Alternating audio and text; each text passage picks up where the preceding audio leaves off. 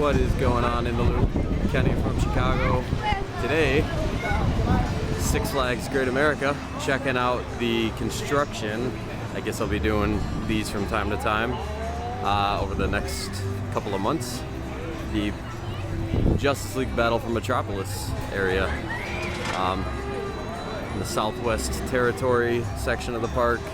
If you're familiar at all, the Southwest Amphitheater has been leveled entirely.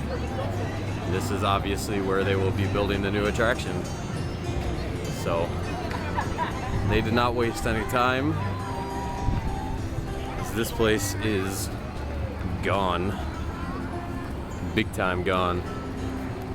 So yeah, not a whole lot to say other than that. Other than I will try to get up here and get some updates from time to time. Keep everybody posted as to how this is going. All the way up till the opening of it next year. So thanks for checking this out.